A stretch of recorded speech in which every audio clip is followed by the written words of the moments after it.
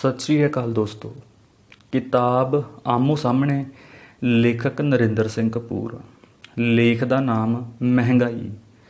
ਮਹਿੰਗਾਈ ਦਾ ਸਤਾਇਆ ਇੱਕ ਪ੍ਰੇਮੀ ਜਦੋਂ ਆਪਣੀ ਪ੍ਰੇਮਿਕਾ ਨੂੰ ਚੁੰਮਣ ਲੱਗਿਆ ਤਾਂ ਪ੍ਰੇਮੀ ਨੂੰ ਨਿਸ਼ ਆ ਗਈ ਅਤੇ ਪ੍ਰੇਮਿਕਾ ਨੂੰ ਉਬਾਸੀ।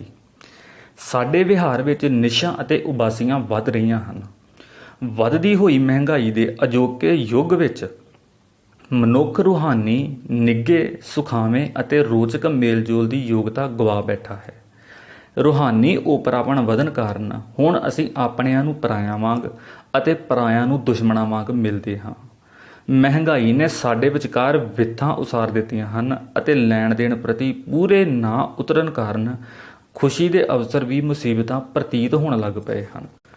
ਮਹਿੰਗਾਈ ਤੋਂ ਉਪਜੀ ਨਿਰਾਸ਼ਤਾ ਦੇ ਅਜੋਕੇ ਯੁੱਗ ਵਿੱਚ ਸਾਡੇ ਕੋਲ ਕੋਈ ਕਸਵੱਟੀ ਨਹੀਂ ਰਹੀ ਜਿਸ ਨਾਲ ਅਸੀਂ ਬਿਮਾਰ ਅਤੇ ਤੰਦਰੁਸਤ, ਹਮਦਰਦ ਅਤੇ ਦੁਖੀ, ਦੋਸਤ ਅਤੇ ਦੁਸ਼ਮਣ ਵਿਚਕਾਰ ਅੰਤਰ ਸਮਝ ਸਕੀਏ।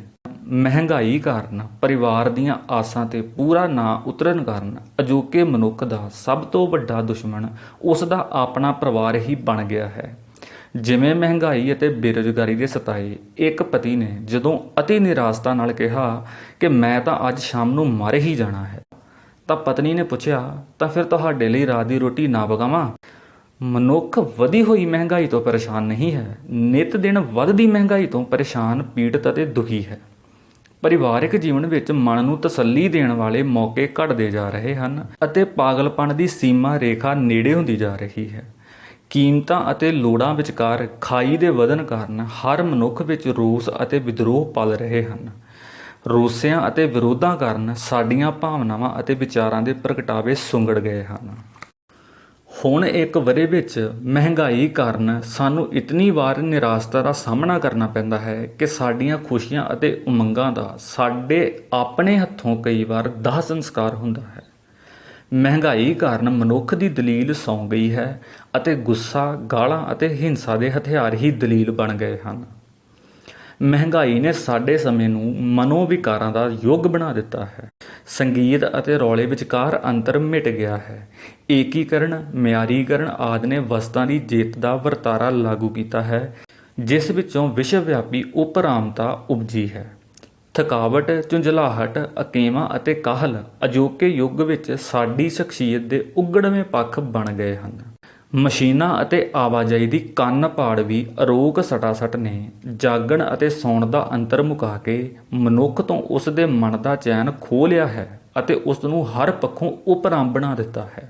ਕਿਸੇ ਦਾ ਪਾਗਲਪਣ ਹੁਣ ਹੈਰਾਨ ਨਹੀਂ ਕਰਦਾ, ਕਿਉਂਕਿ ਸਾਰਿਆਂ ਦੇ ਵਿਹਾਰ ਵਿੱਚ ਇਸ ਨੂੰ ਸਹਿਜੇ ਹੀ ਵੇਖਿਆ ਜਾ ਸਕਦਾ ਹੈ। ਦੌੜੇ ਜਾਂਦੇ ਜੀਵਨ ਵਿੱਚ ਜਿਹੜਾ ਸਾਹ ਲੈਣ ਲਈ ਰੁਕਦਾ ਹੈ, ਉਹ ਦੂਜਿਆਂ ਨੂੰ ਆਪਣੇ ਰਾਹ ਦੀ ਰੁਕਾਵਟ ਪ੍ਰਤੀਤ ਹੋਣ ਲੱਗ ਪਿਆ ਹੈ।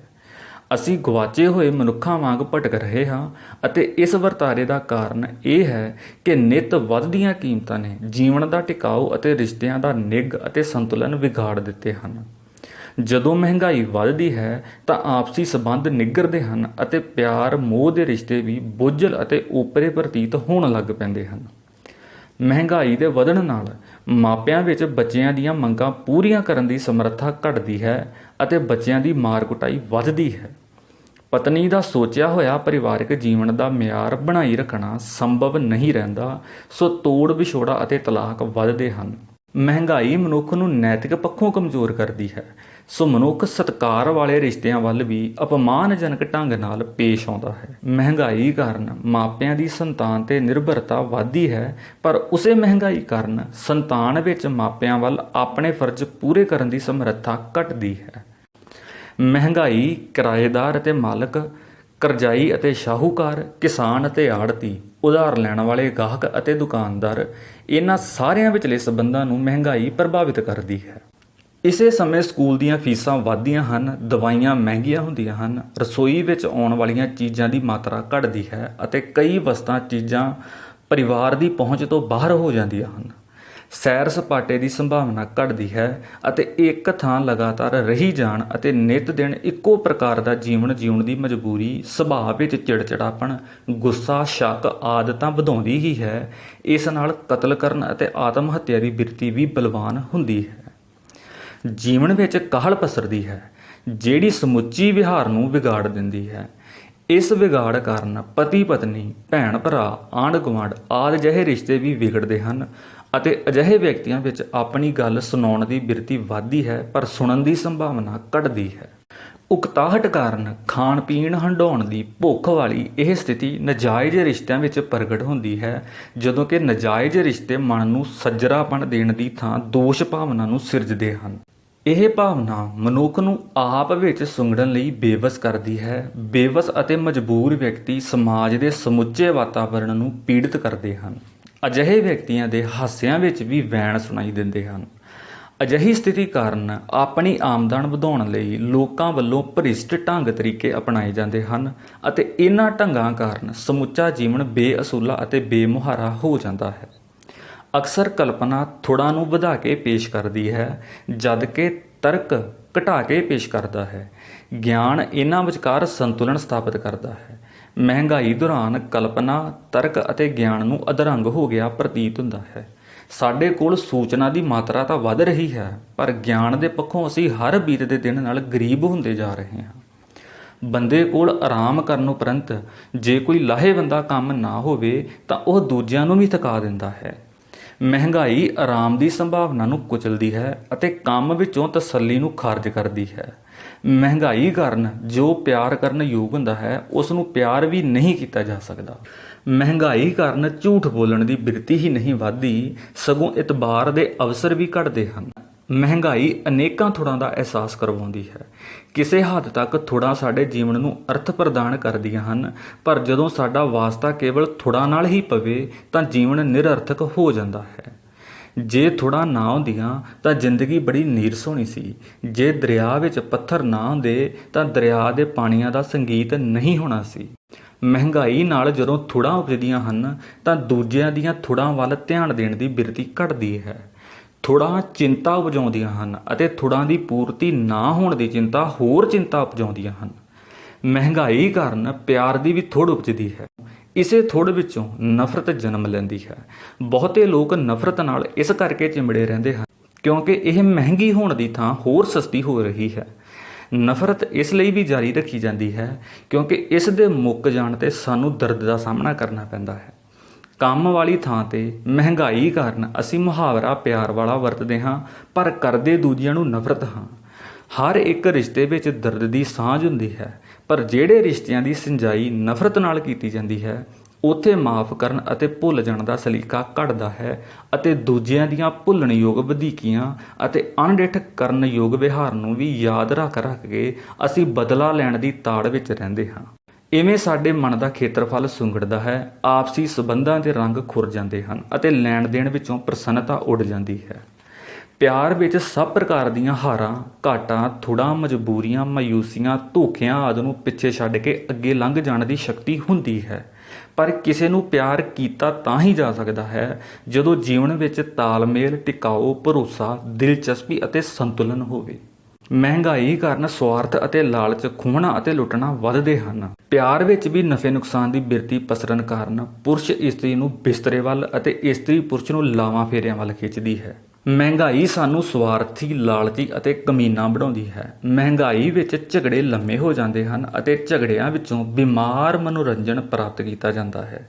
ਦੂਜਿਆਂ ਨੂੰ ਮੁਸ਼ਕਿਲ ਵਿੱਚ ਵੇਖ ਕੇ ਅਸੀਂ ਅਜਿਹੇ ਅਵਸਰ ਤੋਂ ਲਾਭ ਉਠਾਉਣਾ ਚਾਹੁੰਦੇ ਹਾਂ। ਲੰਮੇ ਝਗੜੇ ਇਸ ਗੱਲ ਦੀ ਗਵਾਹੀ ਹੁੰਦੇ ਹਨ ਕਿ ਦੋਵੇਂ ਧਿਰਾਂ ਗਲਤ ਹਨ। ਝਗੜੇ ਅਸੀਂ ਆਪਣੇ ਅਧੂਰੇਪਣ ਦੇ ਅਨੁਪਾਤ ਵਿੱਚ ਉਪਜਾਉਂਦੇ ਹਾਂ। ਮਹਿੰਗਾਈ ਕਾਰਨ ਧੋਖਾ ਦੇਣ ਦੀ ਆਦਤ ਵੱਧਦੀ ਹੈ ਅਤੇ ਧੋਖੇ ਨੂੰ ਅਸੀਂ ਮਜਬੂਰੀ ਕਹਿ ਕੇ ਆਪਣੇ ਵਿਹਾਰ ਨੂੰ ਸਹੀ ਠਹਿਰਾਉਂਦੇ ਹਾਂ। ਭ੍ਰਿਸ਼ਟਾਚਾਰ ਦਾ ਮੁੱਖ ਕਾਰਨ ਕੀਮਤਾਂ ਦਾ ਸਥਿਰ ਨਾ ਰਹਿਣਾ ਹੁੰਦਾ ਹੈ। ਭ੍ਰਿਸ਼ਟਾਚਾਰ ਰਾਹੀਂ ਅਸੀਂ ਆਪਣੀਆਂ ਇੱਛਾਵਾਂ ਨੂੰ ਵੀ ਲੋੜਾਂ ਬਣਾ ਲੈਂਦੇ ਹਾਂ। ਭ੍ਰਿਸ਼ਟਾਚਾਰ ਚਰਮ ਸੀਮਾ 'ਤੇ ਉਦੋਂ ਪਹੁੰਚਦਾ ਹੈ ਜਦੋਂ ਇਮਾਨਦਾਰੀ ਹਾਸੇ ਮਖੌਲ ਦਾ ਵਿਸ਼ਾ ਬਣ ਜਾਂਦੀ ਹੈ ਅਤੇ ਮਨੁੱਖ ਭਾਵੁਕ ਪੱਖੋਂ ਬਾਂਝ ਅਤੇ ਬੰਜਰ ਹੋ ਜਾਂਦੇ ਹਨ। ਸਾਰੇ ਲੋਕ ਮਹਿੰਗਾਈ ਨਾਲ ਟਾਕਰਾ ਨਹੀਂ ਕਰ ਸਕਦੇ, ਸੋ ਸਰੀਰਕ ਅਤੇ ਮਾਨਸਿਕ ਸੰਤੁਲਨ ਦੇ ਵਿਗੜਨ ਕਾਰਨ ਜੇਲ੍ਹਾਂ, ਹਸਪਤਾਲਾਂ ਅਤੇ ਪਾਗਲਖਾਨਿਆਂ ਵਿੱਚ ਭੀੜਾਂ ਵੱਡੀਆਂ ਹੁੰਦੀਆਂ ਜਾਂਦੀਆਂ ਹਨ। ਮਹਿੰਗਾਈ ਦੇ ਵਧਣ ਨਾਲ ਆਰਥਿਕ ਦੌੜ ਵਧੇਰੇ ਲੰਮੀ ਅਤੇ ਥਕਾਊ ਹੋਣ ਕਾਰਨ ਰਲ ਮਿਲ ਬੈਠਣ ਅਤੇ ਹੱਸਣ ਖੇਡਣ ਦੇ ਅਵਸਰ ਘਟ ਰਹੇ ਹਨ। ਸਾਡੇ ਵਿੱਚ ਦੂਜਿਆਂ ਦੇ ਗੁਣ ਪਛਾਣਨ ਦੀ ਯੋਗਤਾ ਵੀ ਘਟ ਰਹੀ ਹੈ ਅਤੇ ਦੂਜਿਆਂ ਵਿੱਚ ਦੋਸ਼ ਲੱਭਣ ਦੀ ਆਦਤ ਵੱਧ ਰਹੀ ਹੈ। ਕਿਸੇ ਦਾ ਧੰਨਵਾਦੀ ਹੋਣ ਦੀ ਥਾਂ ਸ਼ਿਕਾਇਤਾਂ ਵਧੇਰੇ ਕੀਤੀਆਂ ਜਾ ਰਹੀਆਂ ਹਨ। ਇੱਛਾ ਜੀਵਨ ਪੱਧਰ ਉੱਚਾ ਕਰਨ ਦੀ ਹੁੰਦੀ ਹੈ, ਪਰ ਮਹਿੰਗਾਈ ਕਾਰਨ ਪ੍ਰਸਥਿਤੀਆਂ ਵਰਤਮਾਨ ਪੱਧਰ ਨੂੰ ਬਰਕਰਾਰ ਰੱਖਣ ਦੇ ਪੱਖੋਂ ਵੀ ਵਿਰੋਧੀ ਹੁੰਦੀਆਂ ਹਨ। ਕੁਝ ਦਹਾਕੇ ਪਹਿਲਾਂ ਜਦੋਂ ਕੋਲੇ ਦੀਆਂ ਖਾਣਾਂ ਵਿੱਚ ਬਿਜਲੀ ਲਾ ਦਿੱਤੀ ਗਈ ਤਾਂ ਰੌਸ਼ਨੀ ਵਿੱਚ ਕਾਮਿਆਂ ਨੂੰ ਪਹਿਲੀ ਵਾਰ ਪਤਾ ਲੱਗਿਆ ਕਿ ਉਹ ਕਿਤਨੀਆਂ ਖਤਰਨਾਕ ਹਾਲਤਾਂ ਵਿੱਚ ਕੰਮ ਕਰਦੇ ਰਹੇ ਸਨ। ਸੋ ਬਿਜਲੀ ਦੀ ਰੌਸ਼ਨੀ ਨੇ ਉਹਨਾਂ ਦੇ ਹੌਸਲੇ ਉੱਚੇ ਕਰਨ ਦੀ ਥਾਂ ਉਹਨਾਂ ਨੂੰ ਨਿਰਾਸ਼ ਕਰ ਦਿੱਤਾ। ਇਸ ਨਿਰਾਸ਼ਤਾ ਵਿੱਚੋਂ ਮਾਲਕਾਂ ਨਾਲ ਟਕਰਾਓ ਉਪਜਿਆ ਅਤੇ ਵਧੇਰੇ ਉਜਰਤ ਦੀ ਮੰਗ ਪੈਦਾ ਹੋਈ। ਹੜਤਾਲਾਂ ਦੇ ਵਧਣ ਦਾ ਕਾਰਨ ਵੀ ਇਹ ਹੁੰਦਾ ਹੈ ਕਿ ਵਰਤਮਾਨ ਆਮਦਨ ਨਾਲ ਗੁਜ਼ਾਰਾ ਕਰਨਾ ਸੰਭਵ ਨਹੀਂ ਰਿਹਾ। ਹੜਤਾਲ ਹੋਣ ਦੀ ਸੂਰਤ ਵਿੱਚ ਦੋਹਾਂ ਧਿਰਾਂ ਵਿੱਚ ਅਵਿਸ਼ਵਾਸ ਦੀ ਭਾਵਨਾ ਵੱਧਦੀ ਹੈ। ਭਾਵੇਂ ਮੰਗਾਂ ਜਾਇਜ਼ ਹੋਣ, ਪਰ ਉਹ ਇਸ ਲਈ ਨਹੀਂ ਮੰਨੀਆਂ ਜਾਂਦੀਆਂ ਕਿਉਂਕਿ ਉਹਨਾਂ ਨੂੰ ਮੰਨਣਾ ਪ੍ਰਬੰਧਕਾਂ ਦੀ ਕਮਜ਼ੋਰੀ ਗਿਣੀ ਜਾਵੇਗੀ। ਦੂਜੇ ਪਾਸੇ ਕਈ ਅੰਦੋਲਨ ਕੇਵਲ ਆਗੂ ਬਣੇ ਰਹਿਣ ਦੀ ਲਾਲਸਾ ਅਧੀਨ ਆਰੰਭੇ ਜਾਂਦੇ ਹਨ ਅਤੇ ਸਮਝੌਤਾ ਇਸ ਲਈ ਨਹੀਂ ਕੀਤਾ ਜਾਂਦਾ ਕਿਉਂਕਿ ਸਮਝੌਤੇ ਦੀਆਂ ਸ਼ਰਤਾਂ ਵਧੀਆਂ ਹੋਈਆਂ ਆਸਾਂ ਤੋਂ ਬਹੁਤ ਨੀਵੀਆਂ ਹੁੰਦੀਆਂ ਹਨ। ਇਵੇਂ ਮਹਿੰਗਾਈ ਕਾਰਨ ਰੁਜ਼ਗਾਰ ਵਾਲੀ ਥਾਂ ਆਪਸੀ ਸੰਬੰਧ ਵਿਸ਼ਵਾਸ ਦੀ ਥਾਂ ਸ਼ੱਕ ਦਾ ਸ਼ਿਕਾਰ ਹੋ ਜਾਂਦੇ ਹਨ। ਮਾਲਕ ਮਕਾਨ ਅਤੇ ਕਿਰਾਏਦਾਰ ਵਿੱਚ ਵੀ ਅੰਤ ਨੂੰ ਸੰਬੰਧ ਵਿਗੜਨੇ ਹੁੰਦੇ ਹਨ ਕਿਉਂਕਿ ਮੁੱਢ ਵਿੱਚ ਨਿਰਧਾਰਿਤ ਕੀਤਾ ਹੋਇਆ ਕਿਰਾਇਆ ਮਹਿੰਗਾਈ ਦੇ ਵਧਣ ਨਾਲ ਨਿਗੂਣਾ ਪ੍ਰਤੀਤ ਹੋਣ ਲੱਗ ਪੈਂਦਾ ਹੈ। ਮਕਾਨ ਬਦਲਣ ਦੀ ਸੂਰਤ ਵਿੱਚ ਨਵਾਂ ਮਕਾਨ ਛੋਟਾ ਹੁੰਦਾ ਹੈ ਅਤੇ ਕਿਰਾਇਆ ਪਹਿਲਾਂ ਨਾਲੋਂ ਵੱਧ ਹੁੰਦਾ ਹੈ। ਮਿਲਾਵਟ ਦੇ ਪਿੱਛੇ ਵੀ ਕਾਰਨ ਹੈ। ਅਸਿੱਧੇ ਢੰਗ ਨਾਲ ਮਹਿੰਗਾਈ ਦਾ ਮੁਕਾਬਲਾ ਕਰਨ ਲਈ ਆਪਣੀ ਆਮਦਨ ਵਧਾਉਣਾ ਹੁੰਦਾ ਹੈ। ਸਬੰਧ ਕਿਹੋ ਜਿਹੇ ਵੀ ਹੋਣ, ਉਹਨਾਂ ਉੱਤੇ ਮਹਿੰਗਾਈ ਦਾ ਅਸਰ ਅਵੱਸ਼ ਪੈਂਦਾ ਹੈ ਕਿਉਂਕਿ ਹਰ ਇੱਕ ਰਿਸ਼ਤਾ ਅੰਤਲੇ ਰੂਪ ਵਿੱਚ ਆਰਥਿਕ ਰਿਸ਼ਤਾ ਹੋ ਨਿਬੜਦਾ ਹੈ। ਮੰਡੀਆਂ ਦੇ ਵੱਡੇ ਹੋਣ ਨਾਲ ਸਾਨੂੰ ਇਹ ਪਤਾ ਹੀ ਨਹੀਂ ਲੱਗਦਾ ਕਿ ਮਹਿੰਗਾਈ ਲਈ ਅਸਲ ਜ਼ਿੰਮੇਵਾਰ ਕੌਣ ਹੈ, ਪਰ ਮਹਿੰਗਾਈ ਬੜੇ ਸੂਖਮ ਪਰ ਪ੍ਰਤੱਖ ਢੰਗ ਨਾਲ ਸਾਡੇ ਵਿਹਾਰ ਨੂੰ ਵਿਗਾੜਦੀ, ਆਪਸੀ ਸਬੰਧਾਂ ਨੂੰ ਤੋੜਦੀ, ਗੱਲਬਾਤ ਵਿੱਚ ਗਾਲਾਂ ਦੀ ਮਾਤਰਾ ਨੂੰ ਵਧਾਉਂਦੀ, ਚਿੰਤਾ ਲਾਉਂਦੀ, ਧੋਖੇ ਦੇਣ ਦੇ ਰਾਹ ਖੋਲ੍ਹਦੀ ਹੈ ਅਤੇ ਝੂਠ ਬੋਲਣ ਦੀ ਆਦਤ ਨੂੰ ਪੱਕਾ ਕਰਨ ਵਿੱਚ ਪ੍ਰਗਟ ਹੁੰਦੀ ਹੈ।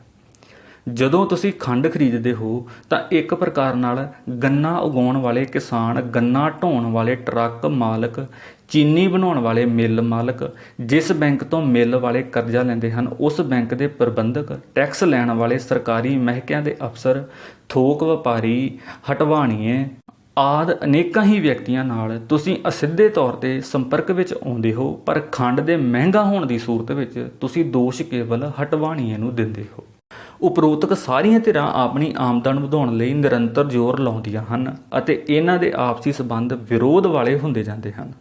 ਕਹਿਣ ਤੋਂ ਭਾਵ ਇਹ ਹੈ ਕਿ ਵਧਦੀਆਂ ਕੀਮਤਾਂ ਦੇ ਦੌਰ ਵਿੱਚ ਵਿਰੋਧੀ ਸੰਬੰਧਾਂ ਅਤੇ ਰਿਸ਼ਤਿਆਂ ਦੀਆਂ ਸਾਰੀਆਂ ਪ੍ਰਸਥਿਤੀਆਂ ਉਸਰਦੀਆਂ ਹਨ, ਪਰ ਸਾਵੇਂ ਸੁਖਾਵੇਂ ਮੇਲਜੋਲ ਦੀਆਂ ਸੰਭਾਵਨਾਵਾਂ ਸੁੰਗੜਦੀਆਂ ਹਨ ਅਤੇ ਸਮੁੱਚੇ ਰੂਪ ਵਿੱਚ ਸਾਡਾ ਜੀਵਨ ਪੱਧਰ ਨਿੱਘਰਦਾ ਹੈ। ਅਜਿਹੀ ਸਥਿਤੀ ਵਿੱਚ ਇੱਕ ਹੋਰ ਪ੍ਰਵਿਰਤੀ ਜਨਮ ਲੈਂਦੀ ਹੈ। ਜਦੋਂ ਮਹਿੰਗਾਈ ਕਾਰਨ ਖੁਰਾਕ ਘਟਦੀ ਹੈ ਤਾਂ ਚਿਹਰੇ ਦੀ ਰੌਣਕ 'ਤੇ ਵੀ ਪ੍ਰਭਾਵ ਪੈਂਦਾ ਹੈ। ਇਸ ਗਵਾਚੀ ਹੋਈ ਰੌਣਕ ਨੂੰ ਬਣਾਈ ਰੱਖਣ ਲਈ ਸੁਰਖੀ ਪਾਊਡਰ ਦੀ ਵਰਤੋਂ ਵੱਧਦੀ ਹੈ, ਅਰਥਾਤ ਸਾਨੂੰ ਉਹਨਾਂ ਵਸਤਾਂ 'ਤੇ ਖਰਚ ਕਰਨਾ ਪੈਂਦਾ ਹੈ ਜਿਹੜੀਆਂ ਬਹੁਤ ਮਹਿੰਗੀਆਂ ਹੁੰਦੀਆਂ ਹਨ ਪਰ ਜਿਨ੍ਹਾਂ ਦੀ ਸਾਨੂੰ ਲੋੜ ਨਹੀਂ ਹੋਣੀ ਚਾਹੀਦੀ, ਅਰਥਾਤ ਮਜਬੂਰੀ ਵਸ ਅਸੀਂ ਵਰਤਣ ਲਈ ਬੇਵਸ ਹੁੰਦੇ ਹਾਂ। ਇਹੀ ਹਾਲ ਕੱਪੜਿਆਂ ਦਾ ਹੁੰਦਾ ਹੈ। ਨਿੱਤ ਨਵੇਂ ਫੈਸ਼ਨ ਅਤੇ ਇਸ਼ਤਿਹਾਰਬਾਜ਼ੀ ਦੇ ਉਪਰਾਲੇ ਸਾਨੂੰ ਜ਼ਮਾਨੇ ਨਾਲੋਂ ਪਛੜ ਜਾਣ ਦਾ ਅਹਿਸਾਸ ਕਰਵਾਉਂਦੇ ਹਨ। ਜ਼ਮਾਨੇ ਨਾਲ ਚੱਲਣ ਦੀ ਇੱਛਾ ਅਧੀਨ ਅਸੀਂ ਢੇਰ ਫਜ਼ੂਲ ਖਰਚ ਕਰਨ ਲਈ ਮਜਬੂਰ ਹੁੰਦੇ ਹਾਂ। ਇਹ ਸਾਰੀਆਂ ਮਜਬੂਰੀਆਂ ਸਾਨੂੰ ਆਪਣੀ ਇਮਾਨਦਾਰੀ ਤਿਆਗ ਕੇ ਹਰ ਸਾਧਨ ਨਾਲ ਵਧੇਰੇ ਪੈਸੇ ਕਮਾਉਣ ਲਈ ਬੇਵਸ ਕਰਦੀਆਂ ਹਨ। ਅਸੀਂ ਨਾ ਕੇਵਲ ਅਨਿਆਏਪੂਰਨ ਅਣਸੁਖਾਵੇਂ ਸਮਝੌਤੇ ਕਰਨ ਲਈ ਮਜਬੂਰ ਹੁੰਦੇ ਹਾਂ, ਸਗੋਂ ਆਪਣੇ ਅਸੂਲਾਂ ਦੀ ਬਲੀ ਦੇਣ ਲਈ ਵੀ ਪ੍ਰੇਰੇ ਜਾਂਦੇ ਹਾਂ। ਇਵੇਂ ਸਾਡੀ ਵੱਖਰੀ ਪਛਾਣ ਮੁੱਕ ਜਾਂਦੀ ਹੈ ਅਤੇ ਅਸੀਂ ਦੌੜੀ ਜਾਂਦੀ ਭੀੜ ਦਾ ਪਿੱਛੇ ਰਹਿ ਗਿਆ ਇੱਕ ਹਿੱਸਾ ਬਣ ਜਾਂਦੇ ਹਾਂ। ਕਾਰਖਾਨਿਆਂ, ਸਕੂਲਾਂ, ਕਾਲਜਾਂ, ਹਸਪਤਾਲਾਂ, ਰੇਲਵੇ ਸਟੇਸ਼ਨਾਂ, ਬੱਸ ਅੱਡਿਆਂ, ਸਰਕਾਰੀ ਦਫ਼ਤਰਾਂ, ਦੁਕਾਨਾਂ, ਬਾਜ਼ਾਰਾਂ, ਸ਼ਮਸ਼ਾਨ ਘਾਟਾਂ ਦਾ ਆਕਾਰ ਵੱਡਾ ਹੁੰਦਾ ਜਾ ਰਿਹਾ ਹੈ, ਪਰ ਮਨੁੱਖ ਹਰ ਥਾਂ 'ਤੇ ਨਿੱਕਾ ਛੋਟਾ ਬੇਪਛਾਣ ਹੁੰਦਾ ਜਾ ਰਿਹਾ ਹੈ। ਮਹਿੰਗਾਈ ਕਾਰਨ ਮਨੁੱਖ ਵਧੇਰੇ ਸੋਚਣ ਲੱਗ ਪਿਆ ਹੈ। ਸੋਚਣ ਨਾਲ ਦਰਦ ਵੱਧਦਾ ਹੈ। ਦਰਦ ਕੋਈ ਮਾਣ ਕਰਨ ਯੋਗ ਅਨੁਭਵ ਨਹੀਂ ਹੁੰਦਾ। ਸੋਚਣ ਦੀ ਪ੍ਰਵਿਰਤੀ ਇੱਕ ਹੱਦ ਤੋਂ ਅੱਗੇ ਸਨਕੀਪਣ, ਨਿਰਾਸ਼ਾਵਾਦ ਅਤੇ ਪਾਗਲਪਣ ਵਿੱਚ ਪ੍ਰਗਟ ਹੋ ਜਾਂਦੀ ਹੈ। ਹਰ ਘਰ ਵਿੱਚ ਕੋਈ ਨਾ ਕੋਈ ਅਜਿਹਾ ਹੁੰਦਾ ਹੈ ਜਿਸ ਦੀ ਸੁਰਤਾਲ ਬਾਕੀਆਂ ਨਾਲੋਂ ਵੱਖਰੀ ਹੁੰਦੀ ਹੈ। ਹਰ ਘਰ ਵਿੱਚ ਕੋਈ ਅਜਿਹਾ ਵਿਅਕਤੀ ਵੀ ਹੁੰਦਾ ਹੈ ਜੋ ਆਪਣੇ ਹਿੱਸੇ ਨਾਲੋਂ ਵਧੇਰੇ ਪ੍ਰਾਪਤ ਕਰਨਾ ਚਾਹੁੰਦਾ ਹੈ। ਮਹਿੰਗਾਈ ਨਾਲ ਧੀਆਂ ਦੇ ਵਿਆਹ ਕਰਨੇ ਔਖੇ ਹੋ ਗਏ ਹਨ ਅਤੇ ਪੁੱਤਰਾਂ ਦੇ ਵਿਆਹ ਕਰਨ ਸਮੇਂ ਰਿਸ਼ਤਾ ਕਰਨ ਦੇ ਆਧਾਰ ਬਦਲ ਗਏ ਹਨ। ਘਰ ਦੀ ਆਮਦਨ ਵਧਾਉਣ ਲਈ ਇਸਤਰੀਆਂ ਨੌਕਰੀ ਕਰਨ ਲਈ ਮਜਬੂਰ ਹਨ ਅਤੇ ਉਹਨਾਂ ਦੀ ਇਹ ਮਜਬੂਰੀ ਉਹਨਾਂ ਵਿੱਚ ਇਹ ਦੋਸ਼ ਭਾਵਨਾ ਪੈਦਾ ਕਰਦੀ ਹੈ ਕਿ ਉਹ ਬੱਚਿਆਂ ਵੱਲ ਯੋਗ ਧਿਆਨ ਨਹੀਂ ਦੇ ਰਹੀਆਂ। ਇਸਤਰੀਆਂ ਦੀ ਵੰਡੀ ਅਤੇ ਥੱਕੀ ਹੋਈ ਮਾਨਸਿਕਤਾ ਆਪਣੀ ਕਿਸਮ ਦੀਆਂ ਸਮੱਸਿਆਵਾਂ ਉਪਜਾ ਰਹੀ ਹੈ। ਜਿਸ ਬਰਾਬਰੀ, ਆਜ਼ਾਦੀ ਅਤੇ ਸਵੈ ਨਿਰਭਰਤਾ ਨੂੰ ਇਸਤਰੀ ਨੇ ਵਰਦਾਨ ਸਮਝਿਆ ਸੀ, ਉਹ ਸ਼ਰਾਪ ਬਣ ਗਈ ਹੈ। ਆਰਥਿਕ ਖੇਤਰ ਵਿੱਚ ਵਿਚਰਨ ਕਾਰਨ ਇਸਤਰੀ ਨੂੰ ਵੀ ਮਹਿੰਗਾਈ ਦਾ ਸਿੱਧਾ ਅਨੁਭਵ ਹੋਣ ਲੱਗ ਪਿਆ ਹੈ ਅਤੇ ਉਸ ਦੇ ਪ੍ਰਤੀਕਰਮ ਇਸਤਰੀਆਂ ਵਾਲੇ ਨਹੀਂ, ਪੁਰਸ਼ਾਂ ਵਾਲੇ ਹੋ ਗਏ ਹਨ। ਅਰਥਾਤ ਇਸਤਰੀ ਦੇ ਵਿਹਾਰ ਵਿੱਚੋਂ ਇਸਤਰੀ ਵਾਲੇ ਗੁਣ ਲੋਪ ਹੁੰਦੇ ਜਾ ਰਹੇ ਹਨ ਅਤੇ ਪੁਰਸ਼ ਵਾਲੀ ਕਰੂਪ, ਸਵਾਰਥੀ ਅਤੇ ਨਿਰਦਈ ਆਰਥਿਕ ਬਿਰਤੀ ਪ੍ਰਗਟ ਹੋਣ ਲੱਗ ਪਈ ਹੈ। ਇਹਨਾਂ ਕਾਰਨਾਂ ਕਰਕੇ ਹੀ ਪਤੀ ਪਤਨੀ ਦੇ ਆਪਸੀ ਸੰਬੰਧ ਨਿੱਘੇ ਹੋਣ ਦੀ ਥਾਂ ਰੁੱਖੇ ਅਤੇ ਠੰਡੇ, ਸੱਜਰੇ ਹੋਣ ਦੀ ਥਾਂ ਥੱਕੇ ਅਤੇ ਬਹਿ ਹੋ ਗਏ ਹਨ। ਅਜਿਹੀ ਹਾਲਤ ਵਿੱਚ ਬੱਚਿਆਂ ਦਾ ਗੁਸਤਾਖ, ਠੰਡੇ, ਗੈਰ ਜ਼ਿੰਮੇਵਾਰ, ਲਾਪਰਵਾਹ ਅਤੇ ਨਿਰਮੋਹੀ ਹੋਣਾ ਲਾਜ਼ਮੀ ਹੈ। ਪਿਆਰ ਦੀ ਘਾਟ ਨੂੰ ਪੂਰਾ ਕਰਨ ਲਈ ਬੱਚੇ ਆਪਣੀਆਂ ਮੰਗਾਂ ਦੀ ਸੂਚੀ ਲੰਮੀ ਕਰਦੇ ਹਨ। ਮਾਯੂਸੀਆਂ ਅਤੇ ਮਜਬੂਰੀਆਂ ਦੇ ਵਾਤਾਵਰਣ ਵਿੱਚ ਕੁਝ ਵੀ ਮੌਲਿਕ ਕਰਨ ਅਤੇ ਸੋਚਣ ਦੀ ਸਮਰੱਥਾ ਘਟਦੀ ਹੈ ਅਤੇ ਹਰੇਕ ਵਿੱਚ ਦੂਜਿਆਂ ਦੀ ਨਕਲ ਮਾਰਨ ਦੀ ਪ੍ਰਵਿਰਤੀ ਵਿੱਚ ਵਾਧਾ ਹੁੰਦਾ ਹੈ। ਜਦੋਂ ਰਿਸ਼ਤਿਆਂ ਵਿੱਚ ਨਿੱਘ ਨਾ ਹੋਵੇ ਤਾਂ ਆਪਣੇ ਉਦੇਸ਼ ਦੀ ਪ੍ਰਾਪਤੀ ਲਈ ਹਰ ਸਾਧਨ ਠੀਕ ਅਤੇ ਯੋਗ ਪ੍ਰਤੀਤ ਹੁੰਦਾ ਹੈ। ਮਹਿੰਗਾਈ ਦੇ ਯੁੱਗ ਵਿੱਚ ਸਵੇਰੇ ਜਦੋਂ ਮਨੁੱਖ ਆਪਣੇ ਘਰੋਂ ਚੱਲਦਾ ਹੈ ਤਾਂ ਉਹ ਆਪਣੇ ਆਪ ਨੂੰ ਥੱਕਿਆ ਹੋਇਆ ਸ਼ੇਰ ਸਮਝਦਾ ਹੈ ਅਤੇ ਦੂਜਿਆਂ ਦੇ ਸੰਪਰਕ ਵਿੱਚ ਵਿਚਰਦਾ ਹੋਇਆ ਉਹ ਊਠ, ਖੱਚਰ, ਖੋਤਾ, ਘੋੜਾ, ਕੁੱਤਾ, ਭੇਡ, ਬੱਕਰੀ, ਸੱਪ, ਠੂਹਾਂ, ਚੂਹਾ ਆਦਿ ਸਭ ਕੁਝ ਬਣਦਾ ਹੈ ਅਤੇ ਭਾਂਤ ਭਾਂਤ ਦੇ ਸਬੰਧਾਂ ਦੀ ਦਲਦਲ ਵਿੱਚੋਂ ਲੰਘਦਿਆਂ ਗਾਲਾਂ ਕੱਢਦਾ ਹੋਇਆ ਘਰ ਪਰਤਦਾ ਹੈ, ਜਿੱਥੇ ਘਰ ਦੇ ਸਾਰੇ ਜੀਅ ਆਪਣੀਆਂ ਆਪਣੀਆਂ ਸ਼ਿਕਾਇਤਾਂ ਅਤੇ ਮੰਗਾਂ ਸੁਣਾਉਂਦੇ ਹਨ। ਇਵੇਂ ਘਰੋਂ ਬਾਹਰੀ ਥਕਾਵਟ ਨੂੰ ਘਰ ਅੰਦਰਲੀ ਉਪਰਾਮਤਾ ਮਿਲਦੀ ਹੈ। ਇਸ ਸਥਿਤੀ ਵਿੱਚ ਸਹਿਣਸ਼ੀਲਤਾ ਘਟਦੀ ਹੈ। ਮਹਿੰਗਾਈ ਮਨੁੱਖ ਨੂੰ ਦੂਜਿਆਂ ਨਾਲੋਂ ਤੋੜ ਕੇ ਇਕੱਲਾ ਕਰ ਦਿੰਦੀ ਹੈ। ਇਸ ਇਕੱਲ ਕਾਰਨ ਮਨੁੱਖ ਵਿੱਚ ਆਪਣੇ ਹਾਰ ਜਾਣ, ਪਛੜ ਜਾਣ ਅਤੇ ਅਸਫਲ ਹੋਣ ਦੇ ਅਹਿਸਾਸ ਨਾਲ ਹੀਣਤਾ ਦੀ ਭਾਵਨਾ ਜਾਗਦੀ ਹੈ। ਇਸ ਸਥਿਤੀ ਵਿੱਚ ਉਹ ਆਪਣੇ ਡਿੱਗਦੇ ਜਾਂਦੇ ਹੌਸਲੇ ਨੂੰ ਨੀਵੇਂ ਨਸ਼ਿਆਂ ਦਾ ਠੁੰਮਣਾ ਦਿੰਦਾ ਹੈ ਅਤੇ ਆਲੇ ਦੁਆਲੇ ਵਿੱਚੋਂ ਗੈਰ ਹਾਜ਼ਰ ਹੋ ਜਾਂਦਾ ਹੈ। ਮਹਿੰਗਾਈ ਕਾਰਨ ਬਚਤ ਦੀ ਸਮਰੱਥਾ ਘਟਦੀ ਹੈ, ਜਿਸ ਕਾਰਨ ਮਨੁੱਖ ਆਪਣੇ ਜੀਵਨ ਵਿੱਚ ਵੱਡੇ ਪਰਿਵਰਤਨ ਕਰਨ ਦੀ ਯੋਗਤਾ ਦੇ ਪੱਖੋਂ ਗਰੀਬ ਹੁੰਦਾ ਜਾ ਰਿਹਾ ਹੈ। ਨਿਰਸੰਦੇਹ ਘਰ ਵਿੱਚ ਪਿਤਾ ਦੀ ਡਾਵਾਡੋਲ ਮਾਨਸਿਕ ਸਥਿਤੀ ਦਾ ਪਰਿਵਾਰ ਦੇ ਸਾਰੇ ਜੀਆਂ ਦੇ ਵਿਹਾਰ 'ਤੇ ਸਿੱਧਾ ਪ੍ਰਭਾਵ ਪੈਂਦਾ ਹੈ। ਮਹਿੰਗਾਈ ਕਾਰਨ ਵਧੇਰੇ ਵਿਅਕਤੀ ਵਧੇਰੇ ਲੰਮੇ ਸਮੇਂ ਤੱਕ ਬਿਮਾਰ ਹੁੰਦੇ ਹਨ। ਜਦੋਂ ਮਨ ਅਸ਼ਾਂਤ ਹੋਣ ਤਾਂ ਬਿਮਾਰੀਆਂ ਲੰਮੀਆਂ ਹੋ ਜਾਂਦੀਆਂ ਹਨ ਅਤੇ ਉਹਨਾਂ ਨਾਲ ਲੜਨ ਦੀ ਸ਼ਕਤੀ ਘਟਦੀ ਹੈ। ਮਹਿੰਗਾਈ ਦੇ ਦੌਰ ਵਿੱਚ ਪੁਸਤਕਾਂ ਵੀ ਮਹਿੰਗੀਆਂ ਹੋ ਜਾਂਦੀਆਂ ਹਨ ਅਤੇ ਇਸ ਸਥਿਤੀ ਦਾ ਸਮੁੱਚੇ ਸਮਾਜ ਦੇ ਭਾਵਕ, ਬੌਧਿਕ ਅਤੇ ਮਾਨਸਿਕ ਵਿਕਾਸ 'ਤੇ ਮਾੜਾ ਅਤੇ ਚਿਰ ਸਥਾਈ ਅਸਰ ਪੈਂਦਾ ਹੈ। ਜਦੋਂ ਮਹਿੰਗਾਈ ਕਾਰਨ ਜ਼ਿੰਦਗੀ ਦੀ ਦੌੜ ਤੇਜ਼ ਹੋ ਜਾਂਦੀ ਹੈ ਤਾਂ ਮੰਜ਼ਿਲ ਅਕਸਰ ਗਵਾਚ ਜਾਂਦੀ ਹੈ ਅਤੇ ਭਟਕਣ ਵੱਧ ਜਾਂਦੀ ਹੈ। ਸਧਾਰਨ ਰੂਪ ਵਿੱਚ ਮਹਿੰਗਾਈ ਜਿਹੀ ਸਾਂਝੀ ਸਮੱਸਿਆ ਨਾਲ ਹਮਦਰਦੀ ਅਤੇ ਆਪਸੀ ਰਿਸ਼ਤਿਆਂ ਵਿੱਚ ਨੇੜਤਾ ਉਪਜਣੀ ਚਾਹੀਦੀ ਹੈ, ਪਰ ਮਹਿੰਗਾਈ ਕਾਰਨ ਜੀਵਨ ਦੀ ਦੌੜ ਤੇਜ਼ ਹੋ ਜਾਣ ਕਾਰਨ ਕੋਈ ਹੰਢਣਸਾਰ ਰਿਸ਼ਤਾ ਉਸਾਰਨਾ ਤਾਂ ਇੱਕ ਪਾਸੇ ਰਿਹਾ, ਕਿਸੇ ਕੋਲ ਰੁਕ ਕੇ, ਕਿਸੇ ਨੂੰ ਰੋਕ ਕੇ ਹਾਲ ਚਾਲ ਪੁੱਛਣ ਦੀ ਵੀ ਸੰਭਾਵਨਾ ਨਹੀਂ ਰਹੀ। ਅਜੋਕੇ ਯੁੱਗ ਦੇ ਹਰ ਪਲ, ਹਰ ਕੰਮ, ਹਰ ਗੱਲ, ਹਰ ਵਿਹਾਰ, ਹਰ ਵਿਚਾਰ ਅਤੇ ਹਰੇਕ ਰਿਸ਼ਤੇ ਉੱਤੇ ਮਹਿੰਗਾਈ ਦਾ ਕਲਯੁਗੀ ਪਰਛਾਵਾਂ ਹੈ ਅਤੇ ਇਹ ਪਰਛਾਵਾਂ ਨਿਤ ਦਿਨ ਵੱਡਾ ਅਤੇ ਕਰੂਪ ਹੁੰਦਾ ਜਾ ਰਿਹਾ ਹੈ। ਸੋ ਦੋਸਤੋ, ਇਸ ਦੇ ਨਾਲ ਇਹ ਲੇਖ ਵੀ ਖਤਮ ਹੁੰਦਾ ਹੈ। ਫਿਰ ਮਿਲਾਂਗੇ ਅਗਲੇ ਲੇਖ ਨਾਲ। ਧੰਨਵਾਦ।